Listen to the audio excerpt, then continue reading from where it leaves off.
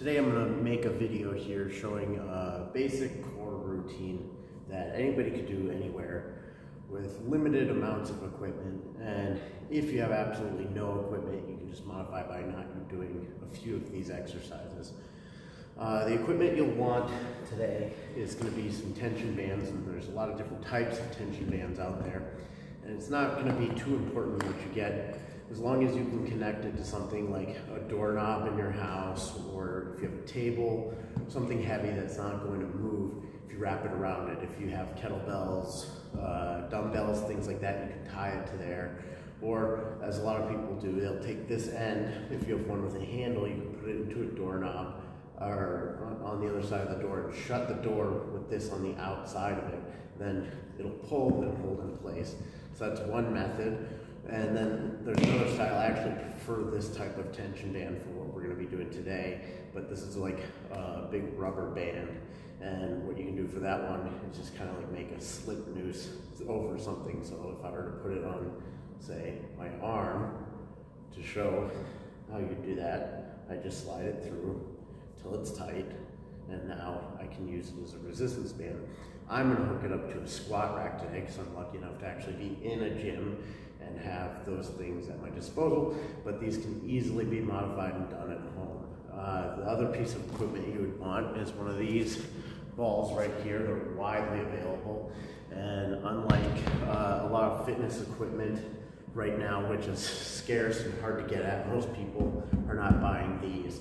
And there's actually a lot of work you can do with these. Great piece of equipment for anybody to have, and very inexpensive. Now, say you don't have one of these, you could use a pillow, a stuffed animal. We're just going to use it as for something to be moving back and forth for part of them. And then there's other ones where, yeah, if you don't have this, you're going to be better off just using the ground. And we'll get there as we get there. Now, when we're talking about core work, there's three ways we're going to work on our core. There's stabilization, so thinking something like a plank, where we're using our core to stabilize our body. Or there's flexion, where we're thinking any type of hip flexion, meaning that like when you do, say, a sit-up or a crunch, I'm moving my knees up with my legs up towards me rather than being in a totally straight posture here, right? And then we have anti-rotation, and that's where the tension bands are going to come into place. And you think of anti-rotation as your core's resistance to rotation. If I were to lay on a bench and do a single arm dumbbell press, that would be a form of anti-rotation.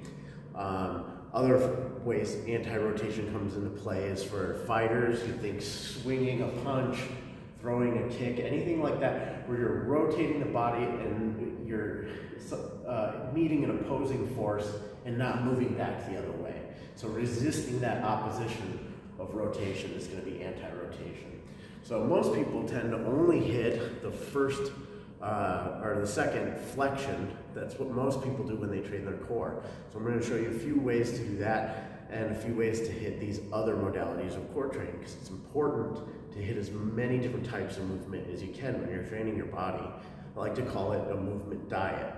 Just like with your food diet, you want to have it rich and varied and full of different colored foods, different types of foods, plants and animals. When we look at movement, we want to be rich and varied. We want to make sure we're doing things that are outside of a sagittal plane, meaning front moving down a hallway, that would be a sagittal plane. We want to have things where we move side to side, things where we twist our body and turn. Those things are going to keep us healthy. So we're going to make sure our workouts, when we build them, don't stay in that paradigm of things you can do in a hallway.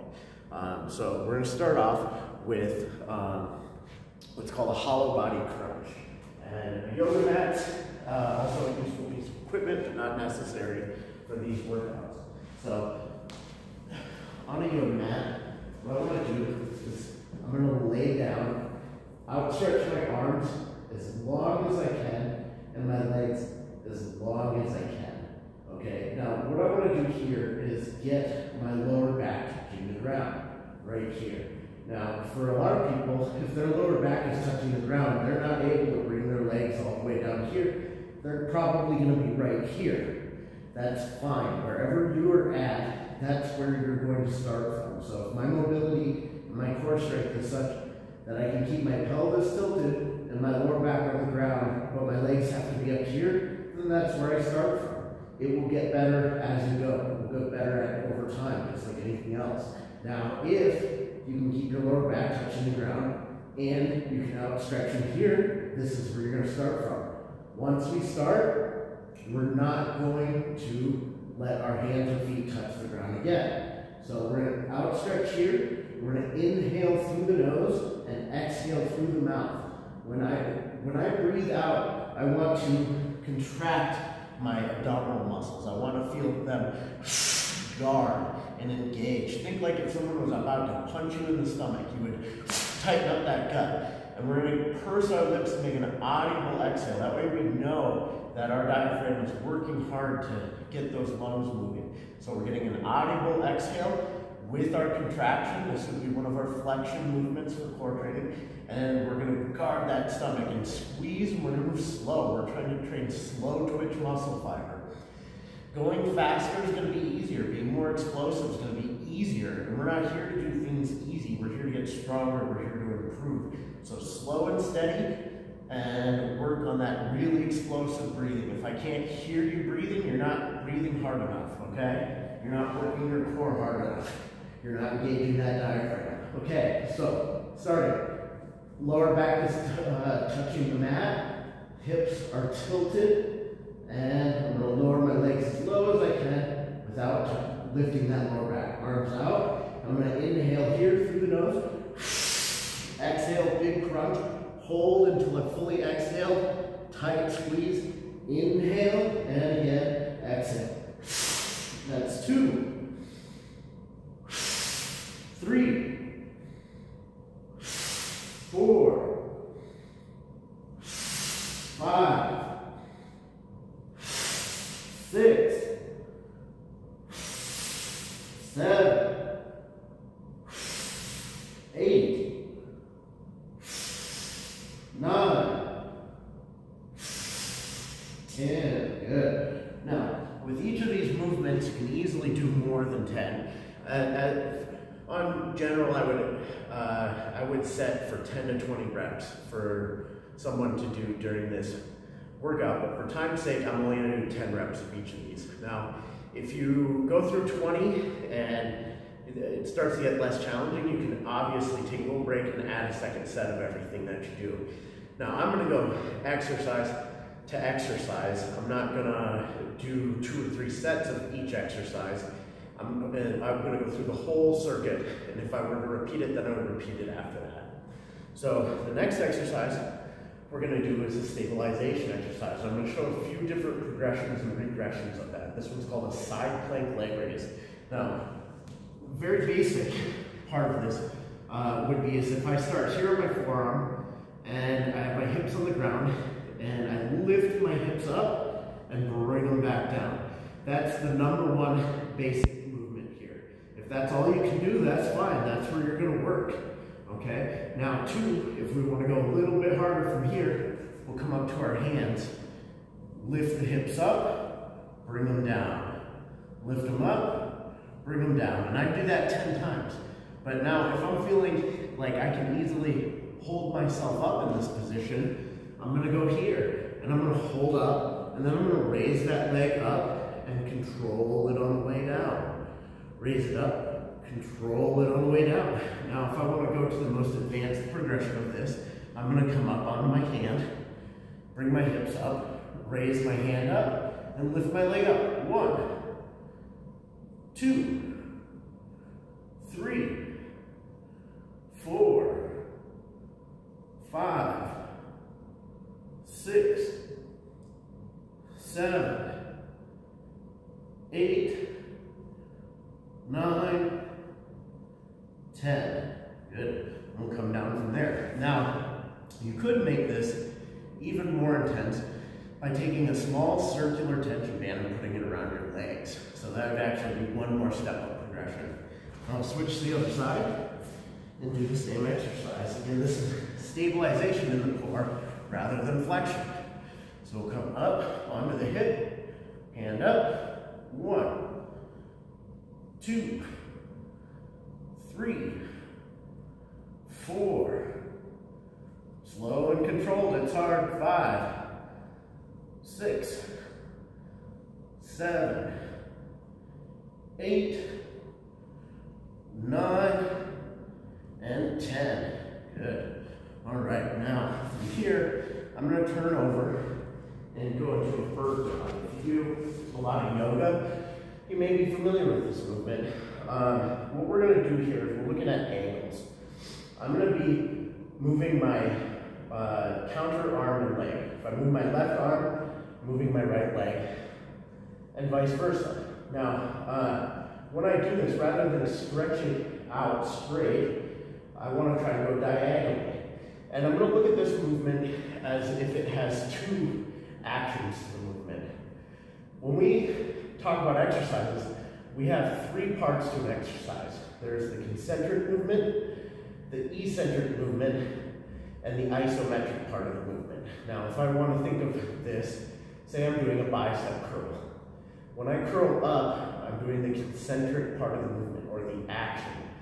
Concentric, contraction, action. And that's where I'm going to breathe out and use my diaphragm. Train my core to engage during the action of the movements. As I would come down, I'm elongating the action muscle, and I'm doing an eccentric movement. Hanging out at the bottom or the top is my isometric hold. So our breathing during this core work is going to be such that we're exhaling during our concentric movements and inhaling during the eccentrics. Or more simply put, think of breathing out with the action during the action, okay? Now this bird dog, though, is going to be a little different than that. Think of this one as two actions. So since there's two actions, I want you to inhale when you open up your chest and expand your diaphragm, okay? So when we do our big stretch, we're going to breathe in, but think of that as an action too. It's like a crunch on the backside of your body, on the posterior chain. Think like you're trying to touch the top of your hand to the bottom of your foot here, and it'll make sense once I show you the movement. And then we're going to do a big crunch down. And we're going to do all of our sets and reps on the same side before we switch to the other side. So for the bird dog, I'm going to extend. Now you can see my hands are under my shoulders here. My knees are under my hips, and they're nice and wide apart. And my toes are dug in. I'm going to extend out. Here's where I'm going to inhale as I open my chest. Big contraction on squeezing everything on my posterior chain. Breathe out, big breath out, hold. Squeeze the core. Inhale. Exhale. 2, 3. Notice I'm not rushing. 4, 5, 6, 7, 8, 9, 10. Now you'll see when I was doing that, I'm squeezing as hard as I can when I'm opening up and when I'm crunching together, and I'm reaching diagonally. So on the other side now, inhale as I extend, exhale as I come together. 2, 3, 4, 5, 6, 7, 8, 9, 10. Good. Next movement we're going to do, we're going to go back to our back. Now, this one is where that ball's going to come in handy. We can do modified versions of this where you don't use the ball, but it's a good tool to help you know where your hands and feet are. This one is a lot to do with coordination. It's kind of like patting your head and rubbing your belly at the same time. This is called a dead bug. Like I said, there's a lot of variations of dead bugs. This one in particular, I find to be the hardest one, and that's why we're going to do it. Okay? So, for this dead bug, I'm going to put my hands and feet up straight like this, I'm holding the ball. Now, you'll see right now I'm laying flat. I'm not going to be like that during the movement. I want to unpack my shoulders and reach up. I want to do the same thing with my hips. Reach them up. My butt's not on the mat, neither are my shoulders. Now, I'm going to drop down and inhale. Still not touching the ground. Come up, exhale. My shoulders came back up, so did my hips. Now, the other side. Inhale, exhale. That's 2, 3. Notice my head travels with my shoulders. 4, 5, 6, 7, 8, 9, 10. Good. You can see I'm sweating. It's because this stuff's not that easy. It's hard, but it's good for you. And it's a core routine that just about anybody can do with modifications. Now, say I can't do that intense of a dead bug. We can modify. We can do an easier version of the dead bug. What we want to do here now, to do that easier version, I'm going to bend my knees here. And I want to think that my knees, my shins here are like a table. And on that table, I've got a box of pizza. And pizza is my favorite food. If that pizza falls on the ground, I'm going to be really bummed out. I'm going to have dirt pizza. If my ankles come up, I'm going to burn my face with hot pizza.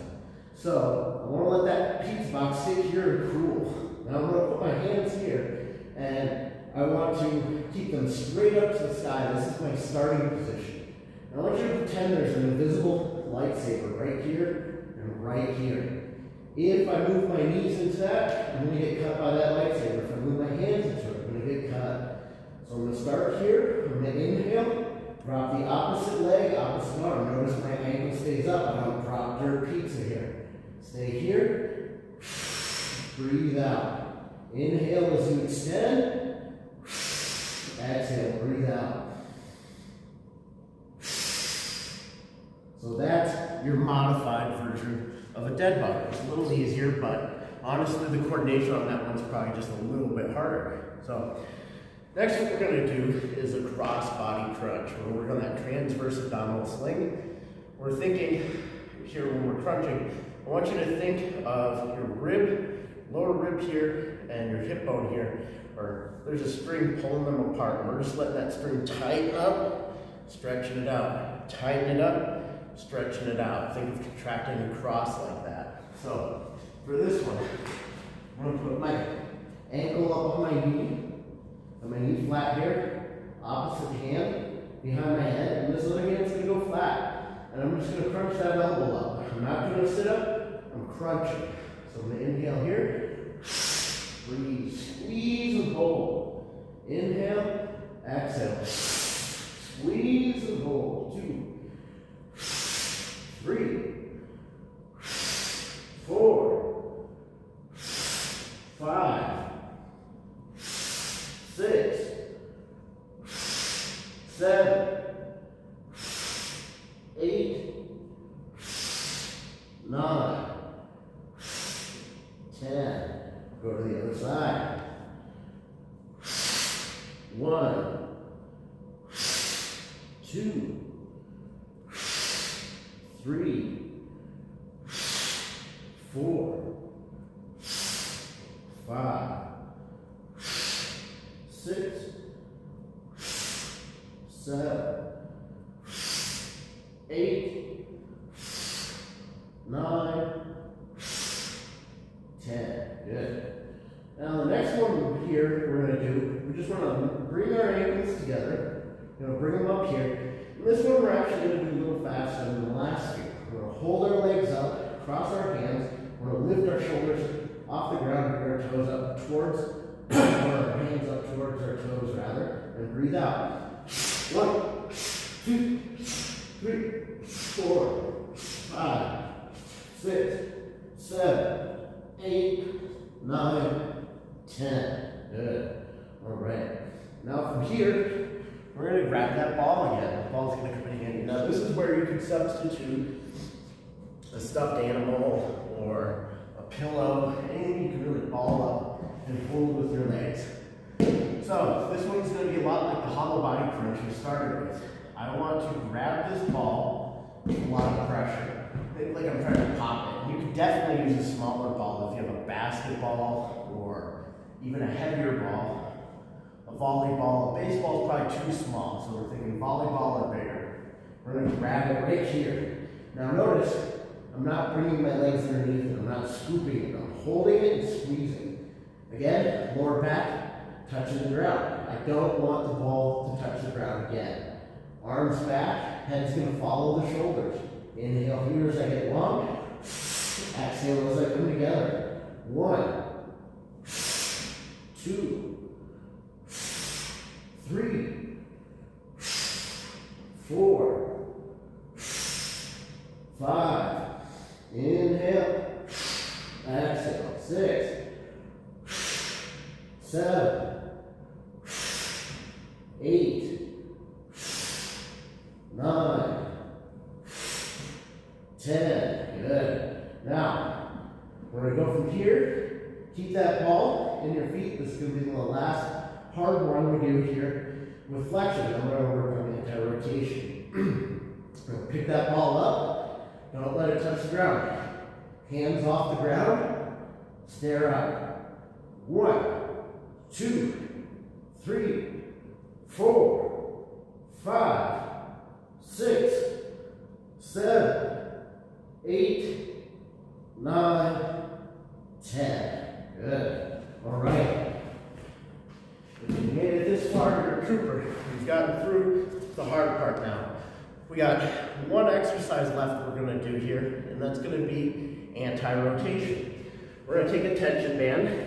I've showed the different variations here, and I'm just going to hook them up to our squat rack here. Okay, now like I said, you could use this in a door or anything solid enough it's not going to move when you hook it to it. Right, so if I use this style of tension band, in order to get enough tension and so I don't end up way over here, I'm going to hike up on the band and grab it right here. Now, I'm going to keep my arms locked in front of me, and I'm going to be pivoting and turning towards the side here. Now, as I go out, I turn, my head moves. If I don't move my head, my spine, my shoulders, they're not going to want to follow. Now, I'm going to pause here and slowly resist back to the center. Turn and resist. That's 2. About a 4 count on the way back. You get slower if you want to. Out, hold, and resist nice and slow. 3, 4, 5, 6, 7, 8. Now, you might notice your shoulders are getting a little tired on this one. When we work on strengthening muscles, a lot of it's cerebral. We want to focus on the muscle we're trying to work. Put your mind in your muscle. Now, no muscles can work in true isolation. The body works as a unit. We like to think of it in parts, but it's not parts, it's a whole. So, in order to get better muscle recruitment, you need to visualize the muscle you're using contracting. You need to put your mind in your muscle. Okay, let's go. Twist. 9, resist. Notice I stop in the middle. I don't come back to slack. I'm always stopping in the middle here. And 10. Good. Now, I turn around and do the other side. For time's sake, I'm only going to show you on the 1. I'll also show you though how I connected here with this band. Oop. Just like so, right? Now I've got double the tension with this band. This one's a little stronger than the last one.